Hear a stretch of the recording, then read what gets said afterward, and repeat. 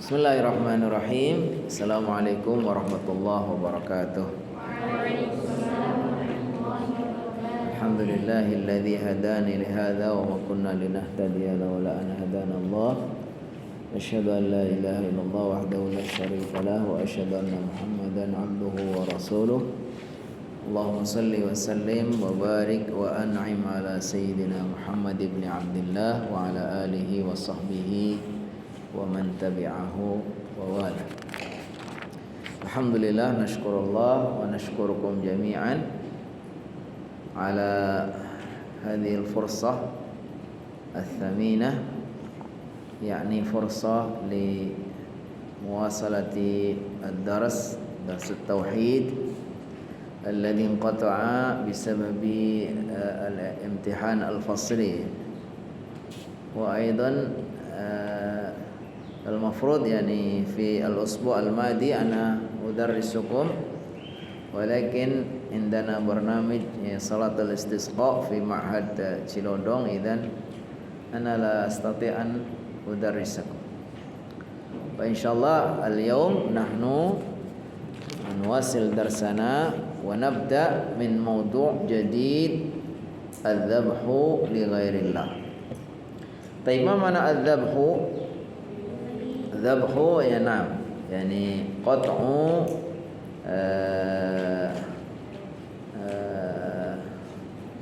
ماذا؟ يعني قطع الأجهزة خاصة للحيوان ليموت، يعني menyembelih.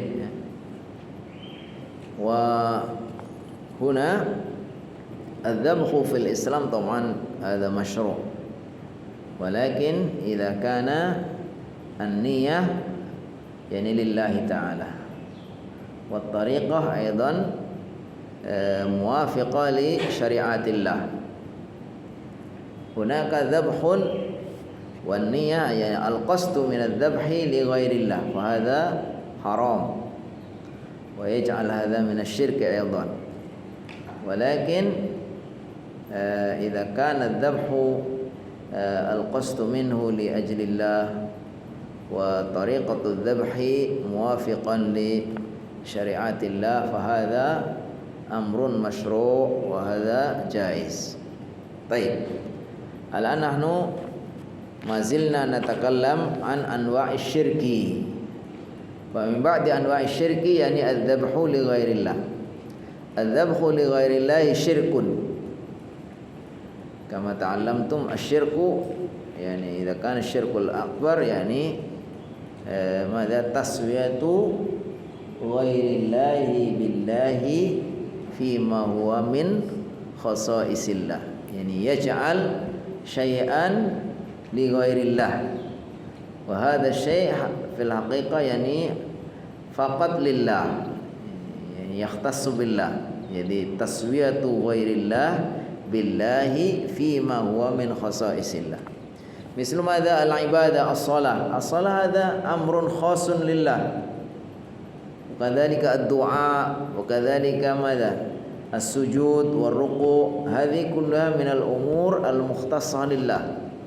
وإذا صرفنا إلى غير الله أو جعل غير الله مثله، نحن نصلي إلى الله ونصلي مثلا إلى الأصنام أو إلى الأشجار أو إلى الأحجار هكذا، فهذه اسمه شرك.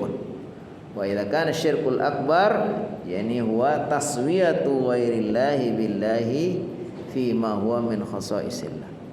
طيب، الذبح عبادة، يعني الذبح من أنواع العبادة، وصرفه لغير الله شرك أكبر.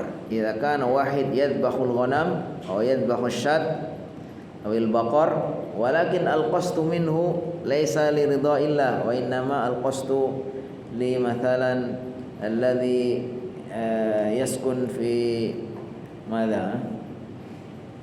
يعني كان عادة القدماء الجهلاء يعني يذبحون الغنم ويذبحون البقر، ثم يأخذ رأسه، ثم ماذا؟ wada'ahu masalan ala hada semua wada'u fi zawiyah kada hada ismuhu syirkun wa sarfuhu li ghairillahi syirkun akbar wa qad qaranahu Allahu bis shalah fi mawadhi'a min kitabihi faqala ta'ala fasalli li rabbika wanhar. Wanhar maknanya idbah. Idzan Allah Ta'ala yuqarin baina shalah wad dzabh fi ayatihi kama fi suratil Kautsar matalan fasalli li rabbika maka dirikanlah salat untuk Tuhanmu wanhar dan menyembelih lela atau menyembelih kurbanlah. Jadi menyembelih di sini dianggap sebagai ibadah yang penting sekali, sebagaimana pentingnya juga sholat. Sementara ada beberapa ayat yang mensejajarkan antara sholat dengan menyembelih. Ini menunjukkan bahwa menyembelih itu adalah ibadah yang sangat penting. Jadi bukan sembarang. Jadi ibadah, di antara bentuk ibadah adalah menyembelih. Dan di zaman dahulu kala ini menjadi satu tradisi kebanggaan. Orang itu menyembelih sampai kalau Nabi Ibrahim itu bukan tanggung-tanggung, yang disembelih itu apa? Anaknya diperintahkan oleh Allah Subhanahu wa taala untuk disembelih. Ini menunjukkan menyembelih itu bukan sembarang. Kalau di zaman anak Nabi Adam, Qabil sama Habil, nah itu juga Habil itu berkorban dengan menyembelih. Habil berkorban dengan kekayaan yang lain, hasil usaha dia. Idh qarraba qurbanan fatuqbila min ahadihima wa lam yutaqabbal minal akhar. Ketika dua anak Nabi Adam ini berkurban. Nah, tapi karena satu kurbannya itu ikhlas dan niatnya benar, maka diterima ya. Sedangkan yang lainnya tidak diterima. Qala la aqtulannak. Sungguh karena satunya yang merasa enggak diterima, dia iri, dia hasad. Tapi kata Allah Subhanahu innama yataqabbalullahu minal muttaqin. Allah hanya menerima korban dari orang-orang yang betul-betul niatnya ikhlas, itu berdasarkan ketakwaan kepada Allah. Jadi kesimpulan bahwa menyembelih itu termasuk bagian dari ibadah. Makanya kalau ada orang menyembelih sampai niatnya salah, nah itu untuk selain Allah berarti itu terjerumus kepada syirik. Dan orang banyak itu mengorbankan melarung kepala kambing, kepala sapi, kepala kerbau disembelih, terus ditambahi dengan sajian-sajian yang lain, kemudian dihanyutkan di laut. Niatnya apa? Sedekah laut. Orang lagi bangun jembatan supaya jembatannya enggak roboh, lalu di pojoknya dipendemin kepala sapi umpamanya. Menurut dia itu supaya nanti menjadi jatahnya penghuni situ. Nah itu sudah jelas-jelas syirik. Kalau dulu ada orang yang cari ayam putih, kemudian disembelih, nanti kepalanya taruh di pojok sana pas mau panen padi umpamanya. Nah itu contoh-contoh menyembelih tapi salah karena niatnya selain Allah. Walaupun nyembelihnya benar, nyembelihnya pakai bismillah gitu, tapi niatnya nggak benar. Nah, karena dia ada persembahan kepada selain Allah. Fassalatu min afdalil ibadat al-badaniyah. Salat itu termasuk ibadah fisik, ibadah badan yang paling afdal. Jadi kalau orang salat itu betul-betul secara utuh ya, lahir batin, jasmani, rohani itu betul-betul beribadah secara total. Nah, tapi lebih kepada sifatnya fisik. Karena kelihatan dia berdiri, dia rukuk, dia sujud ya. Orang sedang sujud itu Masya Allah satu bentuk penghambaan yang total karena dia rela meletakkan kepalanya, jidatnya yang paling mulia ini untuk ditaruh di lantai lebih rendah daripada punggungnya, daripada pantatnya. Ini menunjukkan totalitas. Nah itu makanya hal-hal kayak gitu tuh hanya berhak Allah sendiri ya, nggak boleh kita kepada yang lain. Walaupun ada hadis kata Rasulullah SAW, "Lau kuntu amiron ahadan an yasjuda li ahadin la amartul mar'ata an tasjuda li zawjiha." Seandainya saya boleh nyuruh orang untuk bersujud kepada orang lain, maka akan saya suruh seorang istri bersujud kepada suaminya. Kenapa? Karena saking besarnya hak suami kepada istri. Tapi juga hak istri, kemuliaan istri juga sangat besar dari suami. Kalau seorang istri meninggal dalam keadaan suaminya ridho, maka Allah akan tawarkan kepadanya masuk ke surga dari pintu mana yang dia pilih, ya kan? Jadi sama. Sampai dikisahkan dulu di zaman Nabi juga ada seorang istri ya yang suaminya kaku, dalam artian ya kamu kalau nggak dapat izin saya kamu nggak boleh keluar. Tiba-tiba pas suaminya lagi pergi ya, mau minta izin kemana, belum ada HP, belum ada ya telepon ya kan. Suaminya pergi, tiba-tiba ada orang datang, utusan dari bapaknya, bapak kandungnya. "Dek, bapak kamu udah sakit parah.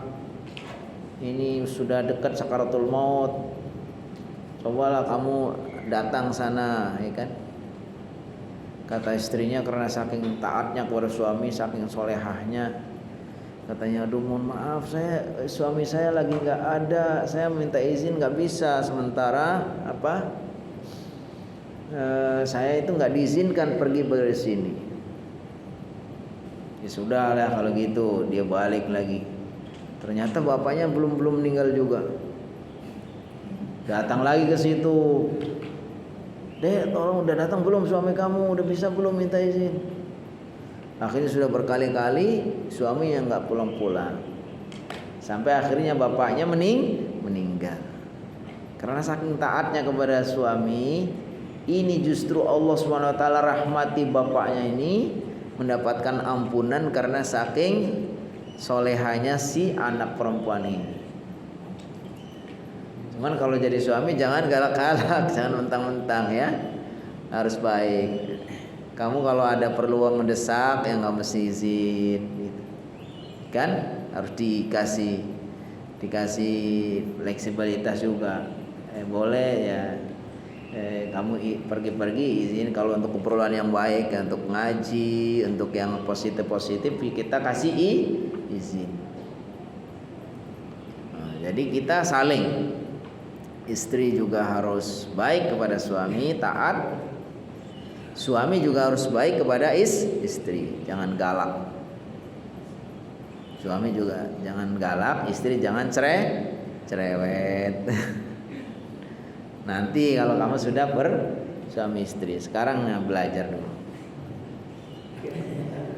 Wadzabhu, menyembelih itu min afdhalil ibadat al-maliyah. Menyembelih itu termasuk ibadah-ibadah harta yang paling utama. Jadi kalau ibadah yang bersifat badan yang paling utama apa? Salat. Kalau ibadah yang bersifat harta yang paling utama adalah menyembelih. Karena simbol orang mengorbankan. Dia punya unta, punya sapi, punya kerbau, dia relakan untuk disembelih. Karena zaman dulu itu salah satu harta yang bernilai adalah ya hewan ternaknya. Makanya ada humurun ni'am namanya, unta merah. Karena simbol di zaman dulu itu memang itu sesuatu yang sangat kita banggakan, dan sebagai harta kekayaan adalah ya hewan ternaknya. Mereka berkurban pakai hewan, bersedekah, memberikan mas kawin pakai hewan, ya kan? Jadi memang suatu karya, makanya jadi simbol puncaknya ibadah yang bersifat harta itu ada di mana? Di kurban. Simbol puncaknya ibadah yang bersifat badan ada di mana? Di sholat. Nah, itu ada disebutkan dalam surat Al-Kautsar. Inna a'tainakal kautsar fasholli li rabbika wanhar. Perintah sholat dan perintah berkurban. Inna sholata la yajuzu sarfu li ghairillah. Kalau sholat nggak boleh itu diberikan kepada selain Allah. Ada orang kok sholat kepada apa, batu, kayu atau yang lain ya, menyembahnya kepada selain Allah. Wa kadzalika dzabhu la yajuzu sarfu li ghairillah. Maka sama saja nyembelih juga tidak boleh ditujukan kepada selain Allah. Karena ini dua-duanya sama-sama ibadah. Bedanya ibadah bersifat badan dan bersifat harta. Tapi dua-duanya itu hanya untuk Allah. Karena kita selalu berkonsisten asyhadu alla ilaha illallah. Tiada Tuhan yang berhak disembah, yang menciptakan dan menghidupkan dan mematikan illallah kecuali Allah. Di sini disebutkan kalau memberikan sholat kepada selain Allah tidak boleh, ya begitu juga memberikan sembelihan atau sesembelihan kepada selain Allah juga tidak boleh. Man sarafa naw'an min anwa'il ibadah, siapa yang memberikan, mempersembahkan naw'an satu jenis min anwa'il ibadah dari jenis-jenis ibadah li ghairillah kepada selain Allah, fa huwa musyrik. Maka orang ini sudah jatuhnya orang musyrik.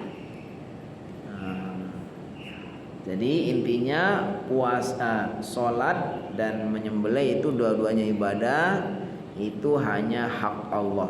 Siapapun yang memberikan bagian dari bentuk ibadah baik badaniyah maupun maliyah, maka dia kepada selain Allah, maka dia sudah musyrik. Inna dzabha li ghairillah min a'zamil kabair. Inna dzabha, sesungguhnya menyembelih, li ghairillah kepada selain Allah, min a'zamil kabair, dari paling besarnya dosa-dosa besar. Dosa-dosa itu ada yang besar, ada yang kecil. Tapi di antara dosa-dosa besar itu, ini menyembelih kepada selain Allah itu menjadi biangnya atau menjadi induknya dosa-dosa besar atau paling besarnya dosa besar. Fi hadis, sebagaimana yaqulur Rasul sallallahu alaihi wasallam, Rasulullah sallallahu bersabda fil hadis sahih, dalam hadis sahih. Jadi ada hadis yang menjelaskan bahwa menyembelih kepada selain Allah itu termasuk dosanya atau paling dosanya dosa besar, termasuk dosa-dosa besar. Apa itu hadisnya? La'anallah. Jadi ada kata-kata laknat. Jadi perbuatan yang mendatangkan laknat itu dianggap dosa besar. La'anallah, Allah melaknat man dzabaha, orang yang menyembelih li ghairillah kepada selain Allah. Baik, jadi di antara jenis-jenis syirik adalah yang pertama tadi, di samping yang sudah kita pelajari kemarin atau sebelumnya kayak sumpah selain Allah dan seterusnya. Ini ada satu lagi jenisnya adalah menyembelih. Dan ini kita perhatikan di masyarakat itu memang dari zaman dahulu itu sudah ada tradisi-tradisi memberikan sesembahan, sesajen dan seterusnya kepada selain Allah dengan menyembelih hewan-hewan tertentu. Ada yang ditentukan hewannya mau hewan putih, semua harus putih semua, ada hewan hitam semua, ada kambing tertentu, ada sapi tertentu dan seterusnya. Yang intinya adalah itu simbol pengorbanan seorang hamba atau bentuk ibadah kepada bentuk ibadah seorang hamba kepada Allah, maka tidak boleh diberikan kepada selain Allah Subhanahu wa taala. Yang kedua, as-safaru li ziyarati quburil auliya. Nah, ini hati-hati. As-safar, melakukan ziarah, li ziyarati quburil auliya, mengunjungi atau ziarah kubur. Jadi yang dimaksud di sini bukan otomatis ya. Kita harus hati-hati juga. Karena ziarah kubur ini termasuk sunnah. Nabi Muhammad SAW bersabda, "Kuntu nahaitukum an ziyaratil kubur fazuruha fa innaha tudzakirukumul akhirah." Kata Rasulullah SAW, saya dulu melarang kalian ziarah kubur, tapi sekarang silakan kalian berziarah, karena ziarah kubur ini akan mengingatkan kalian tentang hari akhirat, tentang mati. Jadi boleh, berarti sunnah.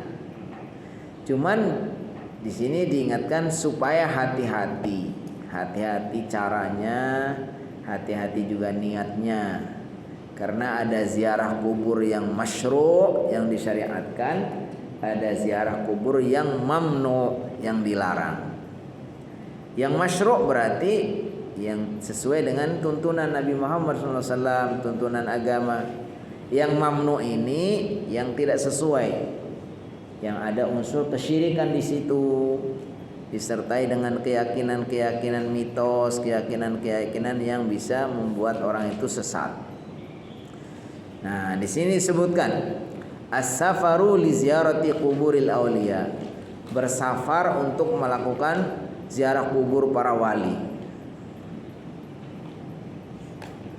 An Abi Sa'id radhiyallahu anhu, dari Abi Sa'id radhiyallahu anhu qala, berkata, qala Rasulullah sallallahu alaihi wasallam, Rasulullah SAW bersabda, la taj'alu, janganlah engkau jadikan buyutakum, rumah-rumah kalian,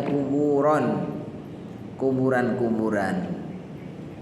Wala taj'alu, dan jangan jadikan qabri, kuburanku, aidan, sebagai perayaan. Wasallu, dan bacalah salawat.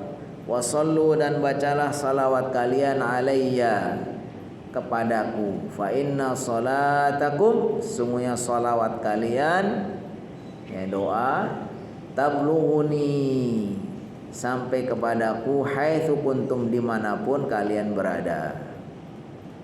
Ya, jadi di sini ada 3 larangan. Pertama, jangan menjadikan rumah-rumah kalian sebagai kuburan. Berarti kita jangan apa? Jangan menguburkan di rumah. Nabi Muhammad SAW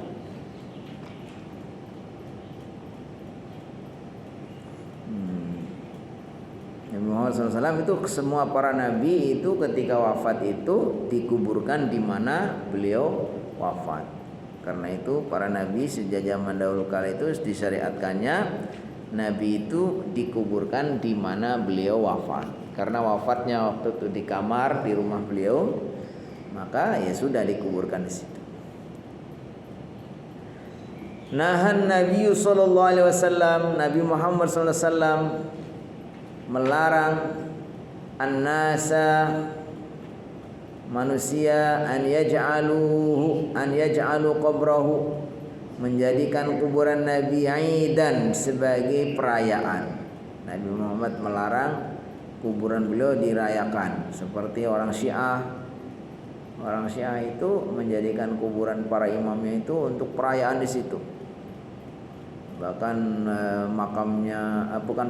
tempat syahidnya Imam Hussein ya di Karbala itu dirayakan.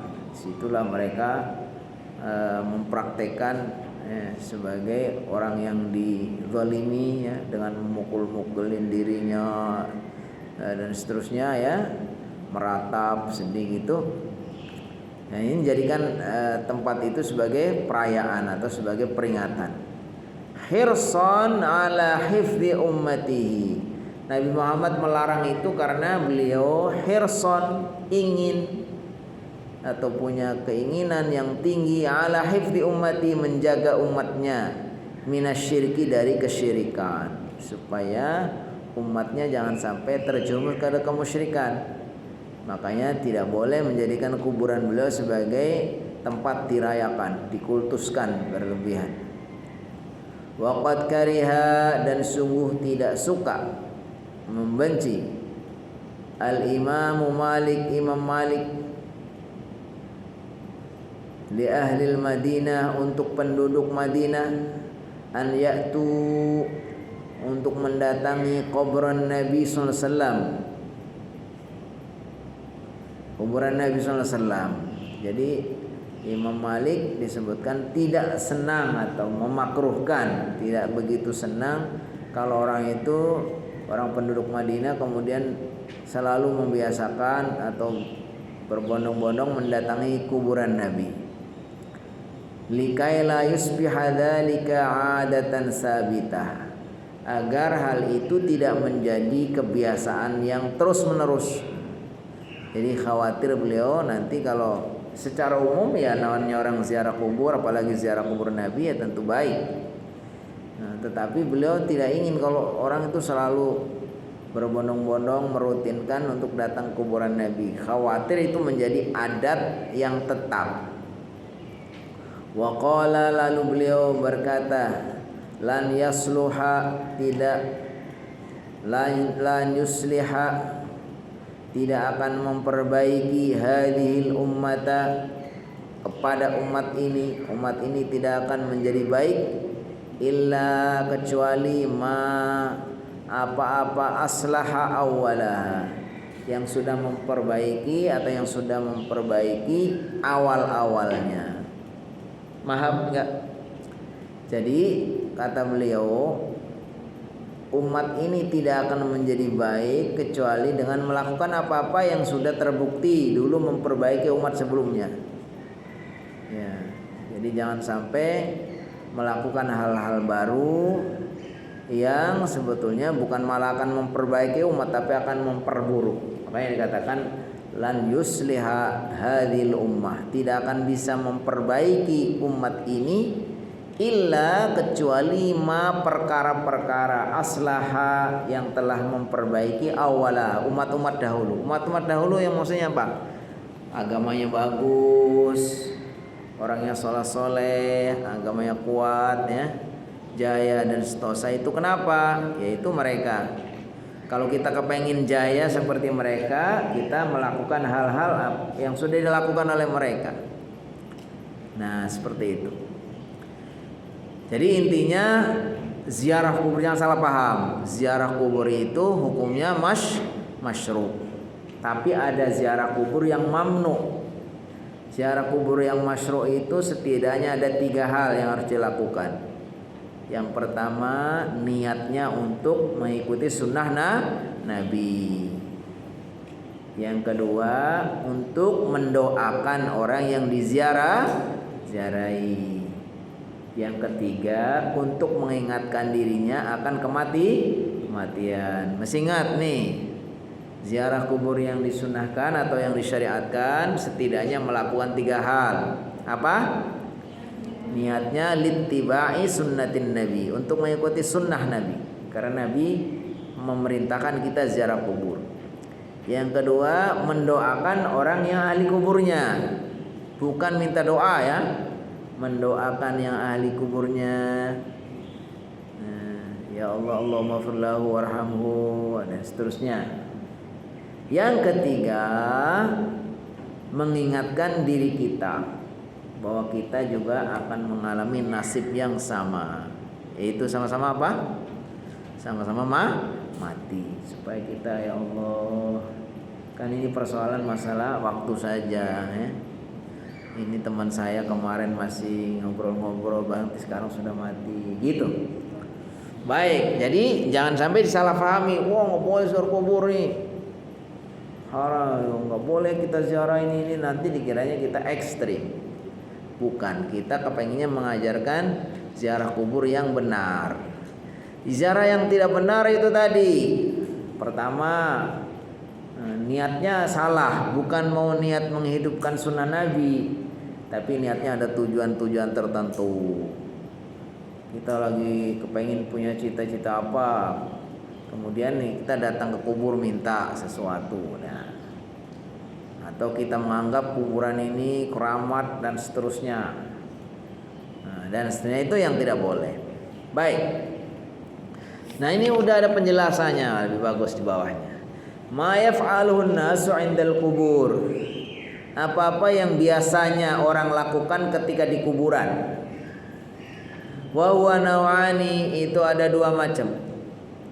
Masyru'un, ada yang masyru' disyariatkan, wa mamnu'un, dan ada yang mamnu'. Masyru' atau disyariatkan, mamnu' artinya dilarang. Nah, kita perhatikan ini, kalau ini diikuti udah bagus. Al-masyru' yang disyariatkan, ma syara'ahun nabi, apa-apa yang disyariatkan oleh nabi.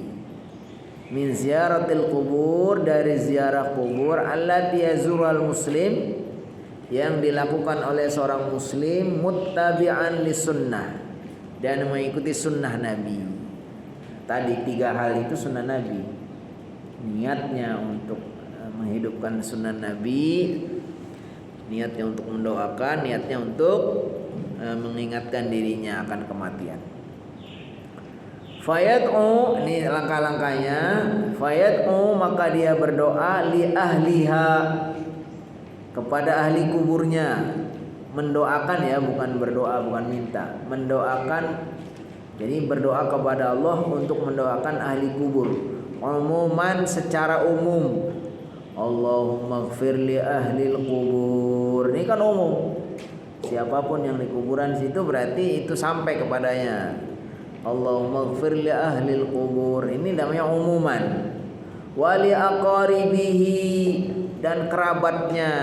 Kalau sebutkan Allahumma ighfir li abi wa ummi wa jaddi wa jaddati wa ammi wa ammati wa akhi wa ukhti, itu namanya kerabat-kerabatnya disebutkan. Kalau enggak kerabat secara umum, wali aqaribina wa qarabatina, kerabat-kerabat kami. Boleh. Jadi pertama umum dulu. Atau dibalik, khusus dulu kemudian umum dulu juga boleh. Sebutkan dulu yang kita kenal, kemudian keluarga, kemudian secara umum. Biasanya orang kembalikan dari khusus dulu. Tapi kalau di sini umum dulu. Wa ma'arifihi khususon, dan ma'arif, orang-orang yang dia kenal. Teman saya udah meninggal nih, dulu dimakamkan di sini, namanya fulan, sebutkan. Allahumma firli fulan, Allahumma firli fulana binti fulan, gitu. Ini namanya orang-orang yang dia kenal. Fayakunu, maka dianya dia orang yang menziarah, muhsinan, orang yang berbuat ihsan, orang berbuat baik, ilaihim, kepada ahli kubur. Jadi kita yang datang ke sana untuk melakukan doa, untuk berdoa. Kita yang berbuat baik untuk mereka.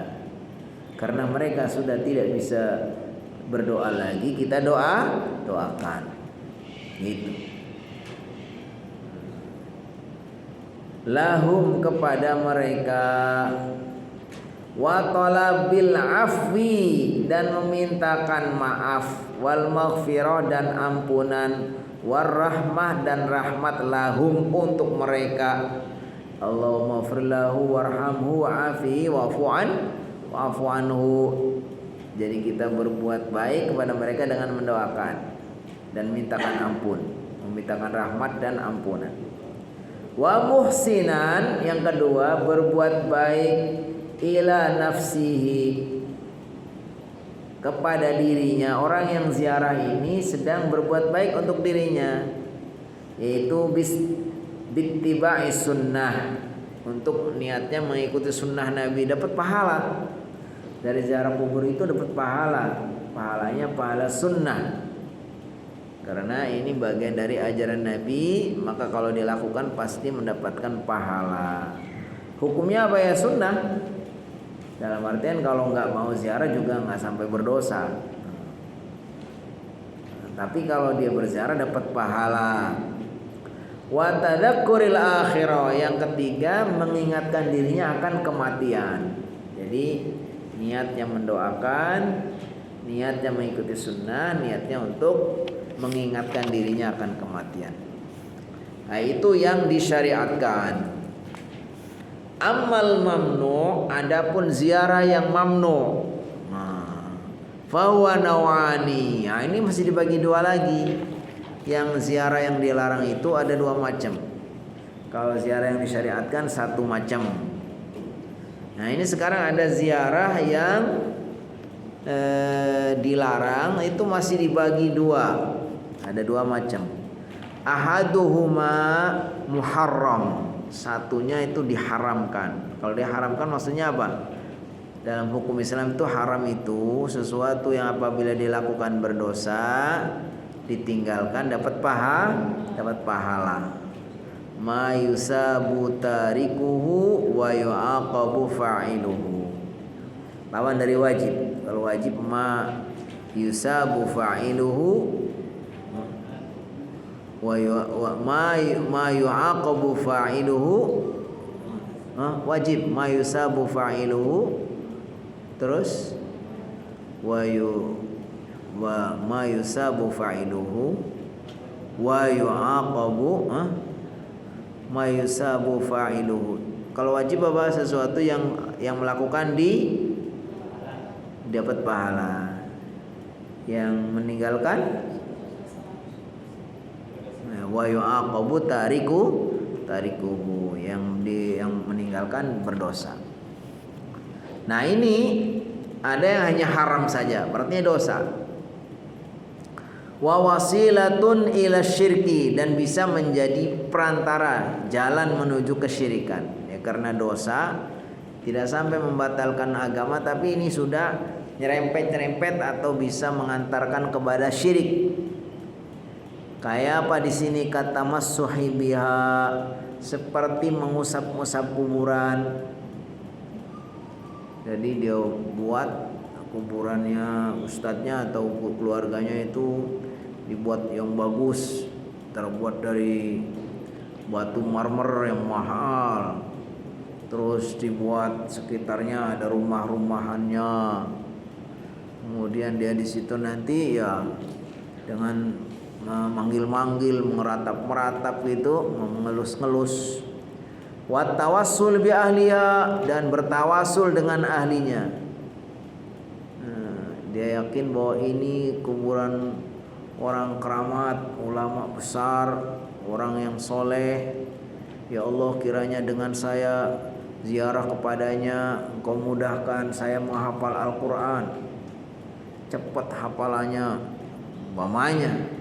Dia berkeyakinan bahwa itu menjadi tawasul, supaya saya segera dapat jodoh. Ada yang belum dapat jodoh, pengen segera dapat jodoh, dia ziarah kubur. Ziarah kuburnya ke mana itu, ratu apa gitu, kuburannya seorang ratu yang terkenal mamanya. Nah, berkeyakinan seperti itu berarti itu ada unsur kesyirikan.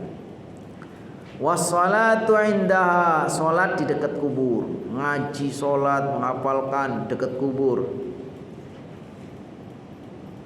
Nah, ini berbahaya.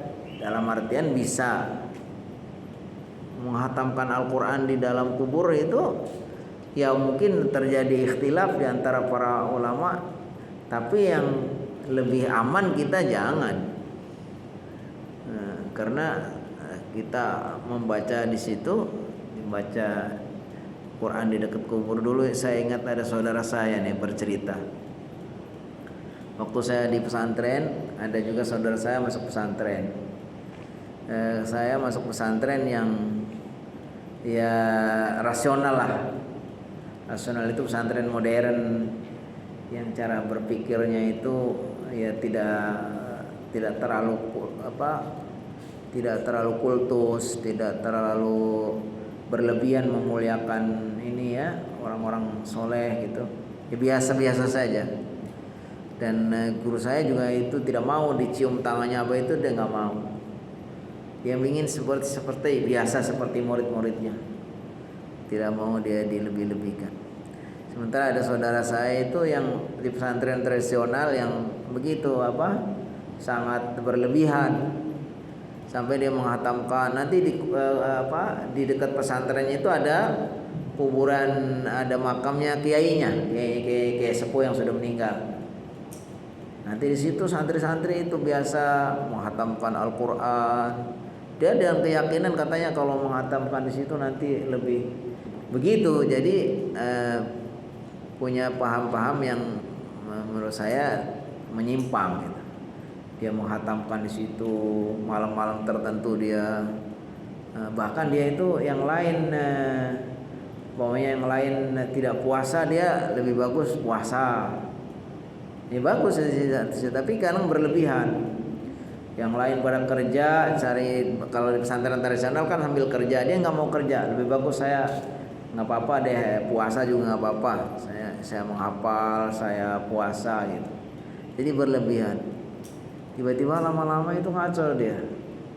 Saking dia kepengen punya cita-cita, mimpi berlebihan, mungkin belum kesampaian atau terlalu berat dia beban, lama-lama stres.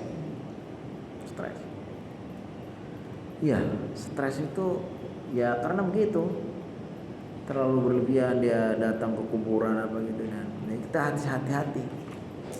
Bisa juga ketika dia dalam kondisi yang berlebihan, pikiran kosong, lalu bisa masuk jin masuk menguasainya. Nah, jadi jangan. Nah, kita ini sudah diajarkan ya dengan apa?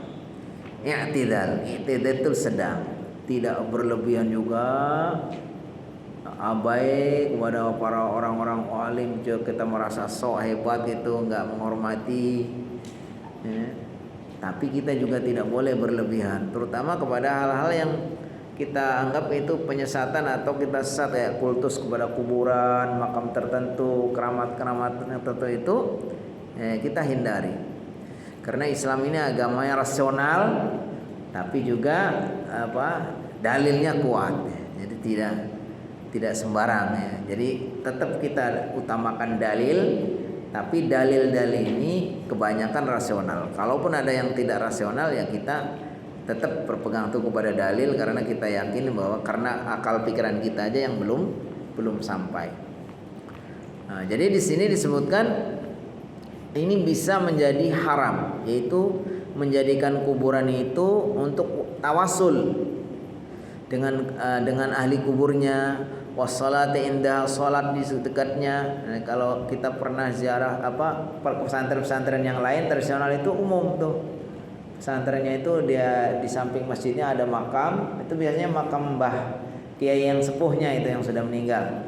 Anaknya sudah melanjutkan ya, pemimpin masjid biasa ada musolanya, ada masjid, ada bukan masjid ya, ada tempat untuk mereka sholat apa dan seterusnya.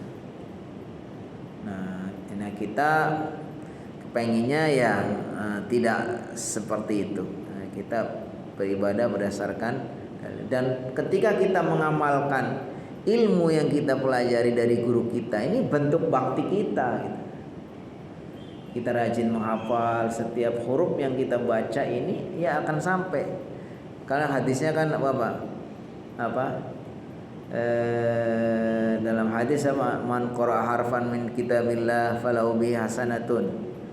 Orang yang membaca kitab Allah maka baginya minimal 10 kebaikan. Dan kita ini dapat ilmu itu karena dari guru kita.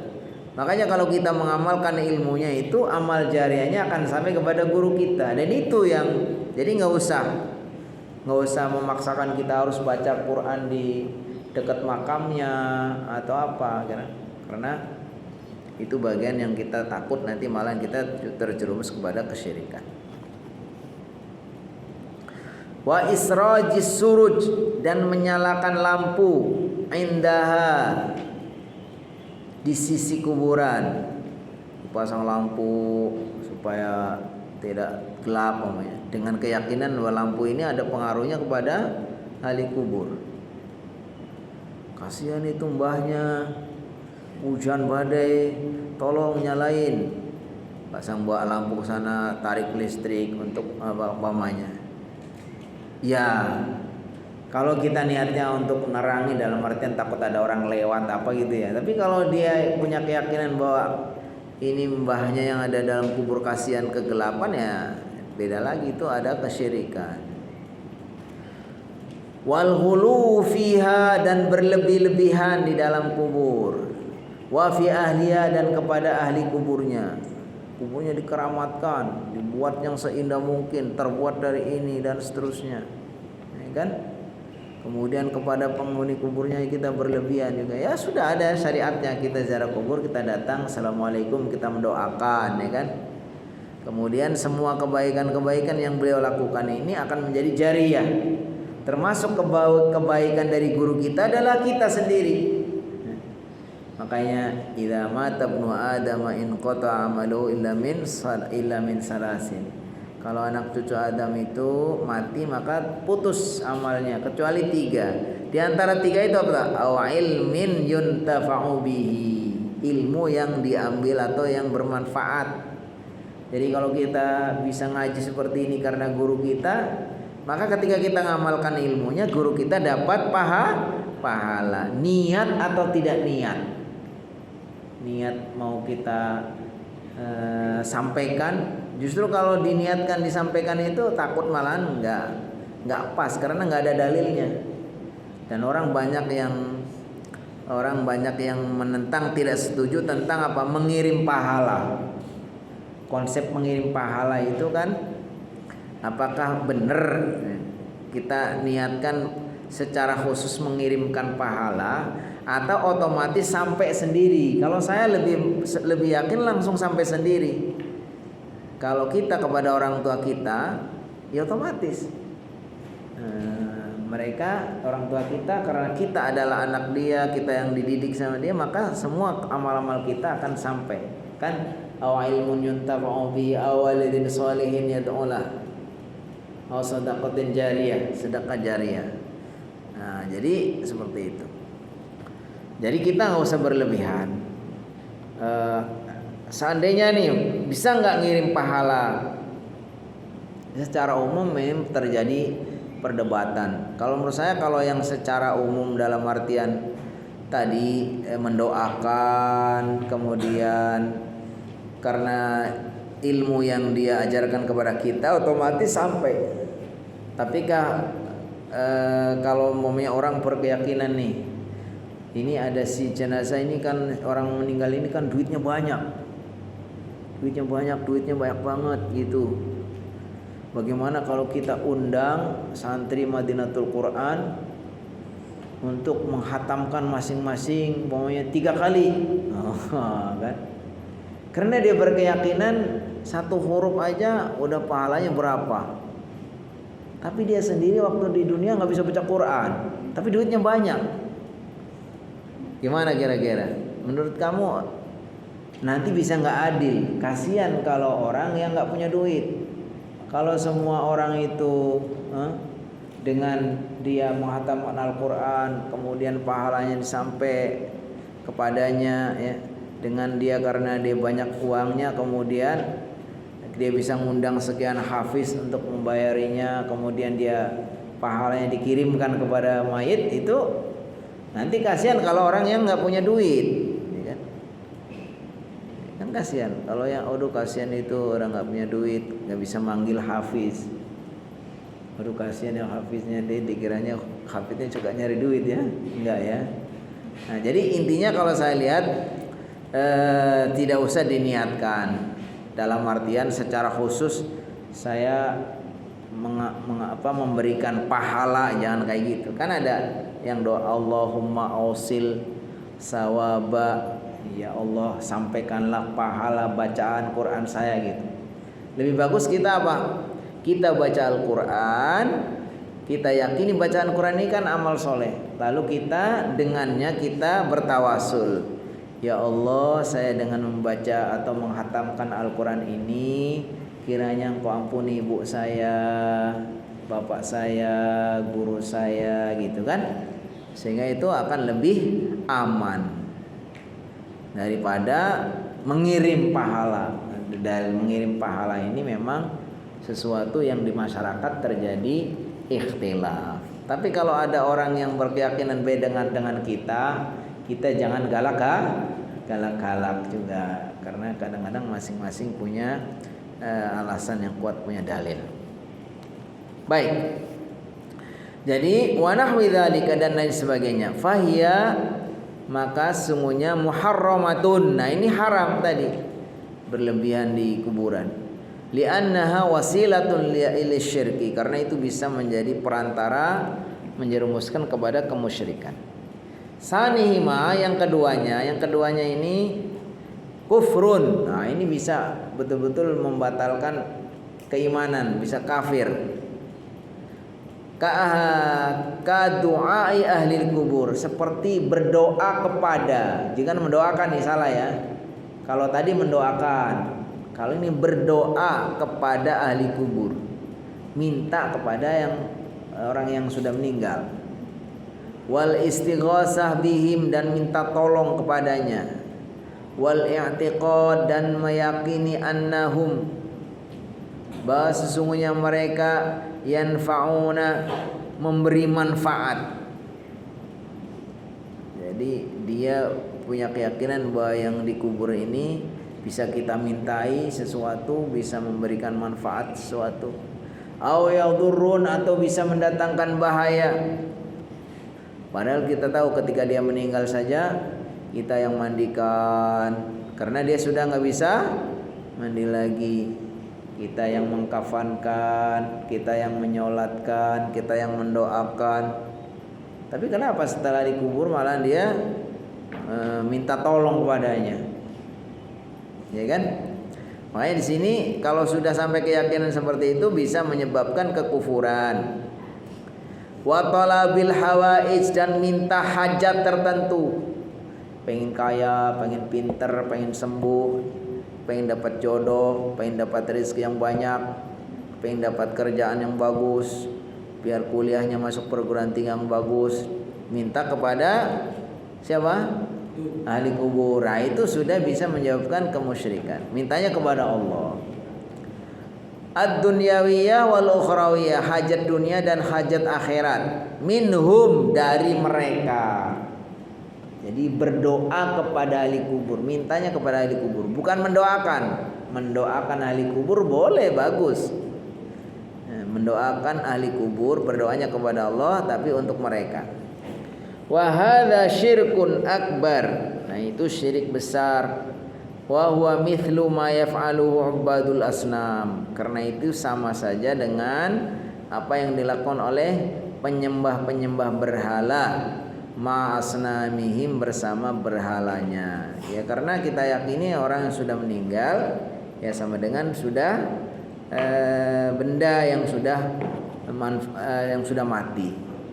Makanya kita bukan minta doa kepada mereka, tapi mendoakannya agar mereka mendapatkan ampunan rahmat.